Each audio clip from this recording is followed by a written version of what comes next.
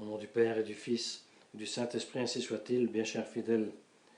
Eh bien, certainement, quelqu'un parmi vous se posera la question, mais pourquoi les ornements rouges? Et pourquoi pas le troisième dimanche après Pâques? Eh bien, vous voyez, petit à petit nous découvrons les choses. Il n'y avait pas, avant, en tout cas Jean 23, il n'y avait pas que la fête du 14 septembre, exaltation de la croix, mais il y avait aussi la fête du 3 mai, aujourd'hui, de l'invention de la croix. C'est-à-dire, deux sont les événements qui font que l'Église célèbre la Sainte Croix dans sa réalité physique, le bois auquel était cloué, n'est-ce pas, l'homme-dieu. Eh bien, la première fête rappelle le 14 septembre 320, lorsque la mère, n'est-ce pas, de l'empereur Constantin, qui avait vaincu sur le rival, sur le pont Milvius en 312, après, sur Jésus-Christ, ayant la vision dans le ciel de la croix, in hoc signo vinces, eh bien, après cette grande victoire, sa mère, Sainte Hélène, a un rêve qui l'inspire d'aller trouver la croix, chose qu'elle fait avec l'aide de l'évêque Macarius de Jérusalem, qui résout un grand problème par un miracle éclatant. On ne savait pas quelle était la croix de notre Seigneur Jésus-Christ. On avait trouvé les trois bois, mais le titre, n'est-ce pas, INRI, était détaché, alors on ne savait pas quelle était la croix. L'évêque de Jérusalem fait apporter une très gravement malade, c'est pas qu'il ne bougeait pas. Eh bien, il la pose sur le premier bois, rien. Deuxième bois, rien. Troisième bois, elle est guérie instantanément et totalement. C'est la croix du Christ. Grand triomphe. Le fils de Sainte Hélène fait ériger la cathédrale en son honneur. Et la mère fait ce qui doit être fait aujourd'hui. Elle ôte l'idole du place de la croix sur le Golgotha, n'est-ce pas? Comme aujourd'hui, il faudrait ôter la divinité de la démocratie libérale maçonnique qui se autodivinise et demande cette divinité à Satan, au lieu de remercier pour la divinité reçue au baptême et la référer au Christ et rendre honneur à Dieu. Non, la société révolutionnaire, la société moderne, la société soi-disant démocratique, puis il n'y a pas plus que dictature que la démocratie, n'est-ce pas, moderne.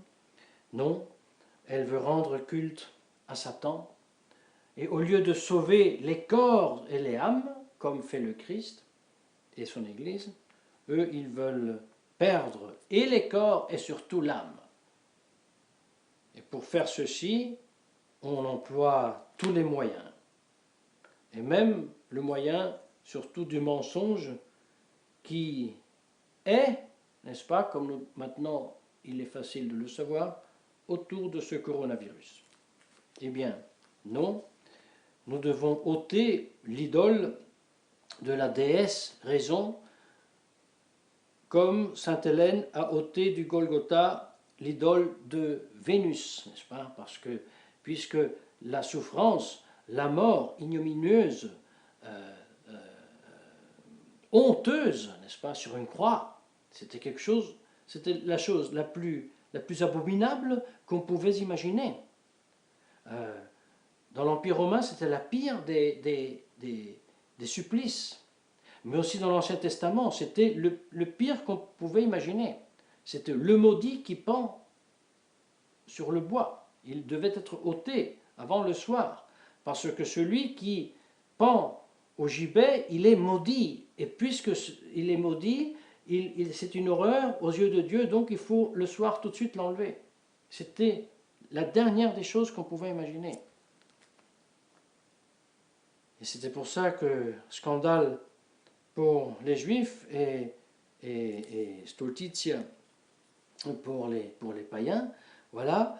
Alors ils pensaient bien de expier cette sottise en mettant une belle plastique d'une Vénus de toute beauté. Eh bien, Sainte Hélène, non. Sainte Hélène dit, c'est le contraire. La beauté, c'est le Christ ressuscité. La beauté, c'est le Christ glorieux.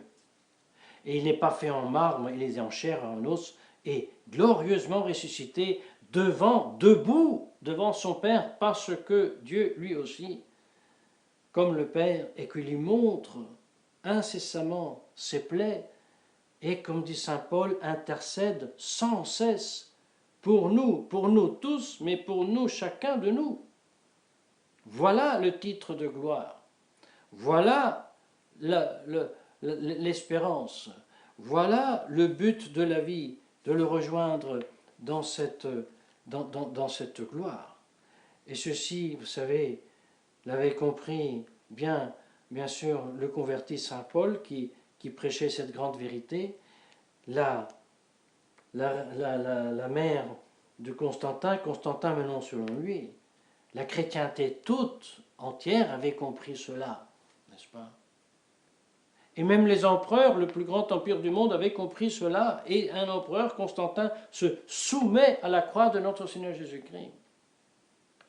Et puis avec toutes les difficultés, n'est-ce pas, du caractère humain qu'avaient les empereurs, mais ils se sont soumis à la continuation de l'œuvre de Jésus-Christ ici sur terre, l'Église catholique. C'était la gloire de la chrétienté et la gloire de tous les royaumes qui se sont soumis à Jésus-Christ et pour cela à son Église. Et vous voyez, lorsqu'il y avait les pestes, les famines, qu'est-ce qu'on faisait, n'est-ce pas? On implorait les dieux. Si nous venons maintenant à nos jours, il faut prendre courage, mes chers fidèles, pour suivre les 2-3 raisonnements que nous ferons, parce que il semble de parler du cercle carré, n'est-ce pas? Parce que ce que nous sommes en train de vivre est à tel point absurde que quelquefois on pourrait se poser la question si on est fou soi-même ou si est fou le monde.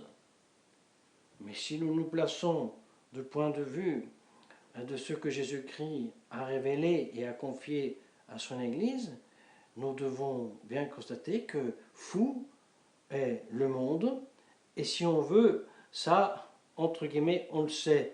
Et surtout, on sait l'absurdité de la religion qu'au lieu de s'adresser à Dieu, s'adresse au diable, comme fait la maçonnerie, la news, on le sait. Mais que la soi-disante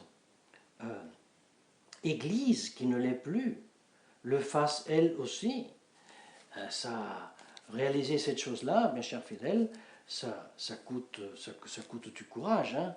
Il faut presque boire un demi-whisky, mais quelque chose de sérieux, pour réaliser la chose. Alors, procédons par ordre, n'est-ce pas? L'erreur de base qui aide à expliquer l'absurdité qui en même temps est blasphématoire et en même temps d'un ridicule sans précédent, est le libéralisme. N'est-ce pas? Le libéralisme suggéré déjà, d'ailleurs, du serpent à Adam et Ève. Tu peux être heureux, même en ne faisant pas ce que Dieu demande de toi. Au contraire, tu peux faire ce que Dieu te défend, et non seulement tu feras bien, tu seras même comme lui. Voilà le libéralisme. Voulons-nous un exemple?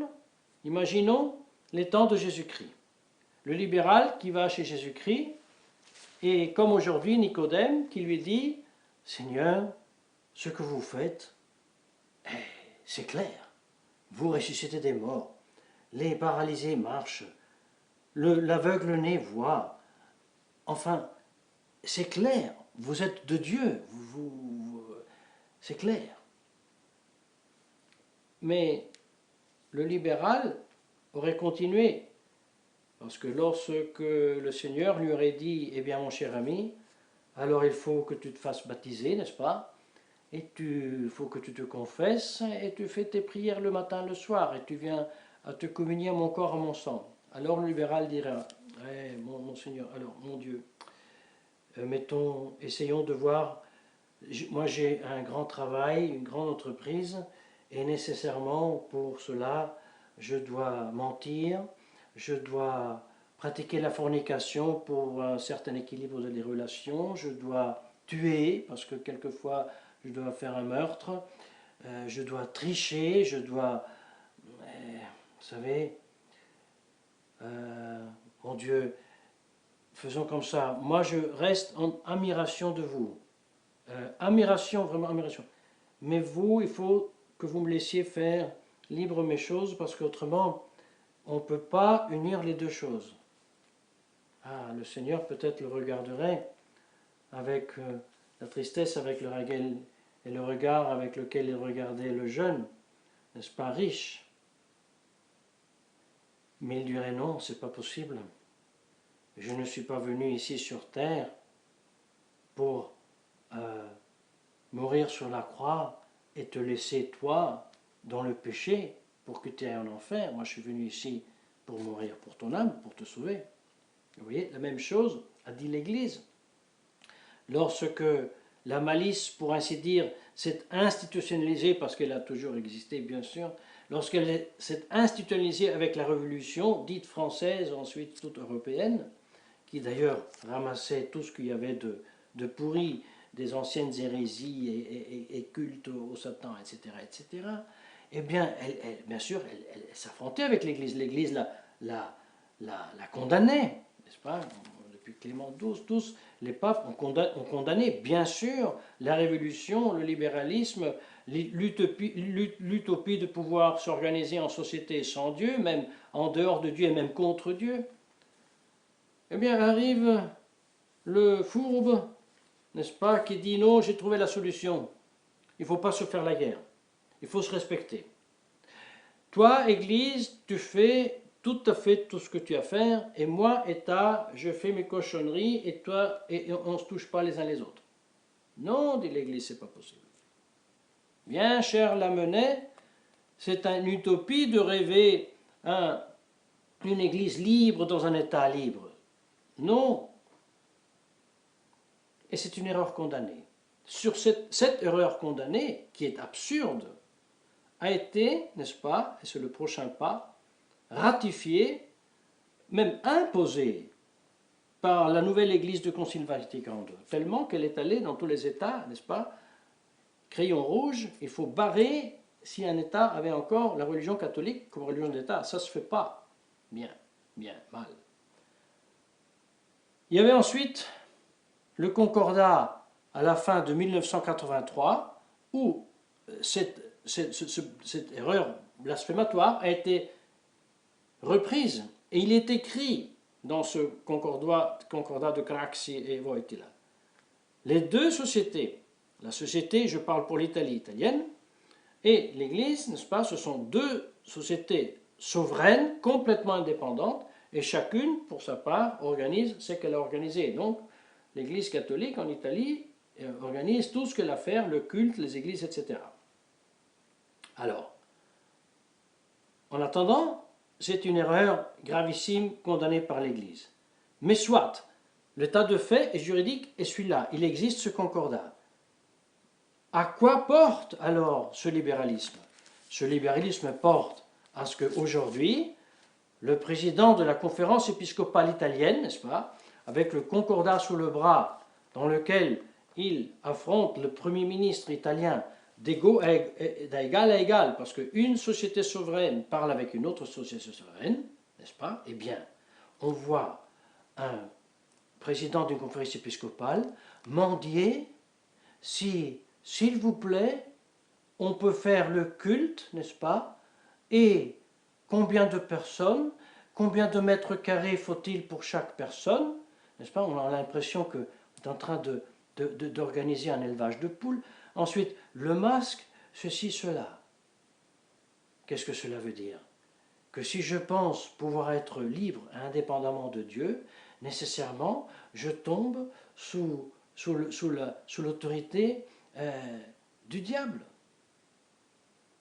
N'oublions pas, avec tous ces gentils, jeunes et souriants premiers ministres que nous avons en Europe, au-delà de cela, les constitutions modernes européennes, ce sont des constitutions apostates, ce sont des constitutions des pays qui ont rejeté leur Dieu. Ce n'est pas simplement des constitutions païennes, c'est des constitutions apostates. Et on voit maintenant ceux qui prétendent être et ne l'est pas Église, aller à mendier à un enfant Premier ministre de pouvoir dire la messe, qui ensuite n'est pas non plus une messe. Mais seulement pour vous suggérer l'absurdité de la situation dans laquelle on arrive si on ne maintient pas une foi vive en notre Seigneur Jésus-Christ, en son Église, et si on n'a pas une foi vive dans l'efficacité de la mort et de la résurrection de notre Seigneur Jésus-Christ, qui à tout instant intercède pour nous, pour faire triompher en nous du mal et du péché. Parce que vous savez, si nous ne luttons pas contre le péché et le mal et l'erreur en nous, la punition qui s'ensuit, c'est que, outre d'avoir perdu, bien sûr, la grâce et de nous enfoncer dans le vice, à la fin, nous perdons même le bon sens, l'intelligence. Et nous arrivons à endosser ensuite, avec terreur et peur, un masque, peut-être même si nous sommes sous la douche. N'est-ce pas? Dans ces conditions, ce ne serait pas à exclure que si demain l'OMS et les gouvernants établissent que par un virus, je ne sais pas quoi, qui affecte les hommes, par-dessus du pantalon, devaient porter un grand pampers. Et je suis sûr que tout le monde le ferait. Avec la même inutilité et absurdité avec laquelle, dans les situations les plus indiscutibles, il porte un masque où ça ne sert même pas, même dans la voiture. Attention, mes chers frères. Bien sûr, le masque, c'est un masque, et les gants de latex, c'est simplement des gants de latex. Maintenant, c'est obligé quand on va dans un magasin, moi ici, en Italie, sans ces gants, sans ce masque, on n'entre même pas dans un magasin. Bon. Mais sachons bien, et commençons-nous à préparer, si c'est demain le chip, nous devrons dire non. Et donc, pensons-y bien, et voyons ce masque, n'est-ce pas, et ces gants, comme ils sont pratiqués aujourd'hui, donc dans leur portée de signifié symbolique, et déjà comme l'antiphone au chip, et déjà comme un sacramentel de la nouvelle religion mondiale qui ira s'installer. Oh, certains, mes chers frères, quelqu'un dira, et voilà, maintenant on fait déjà la fiction et on voit partout le mal. Non.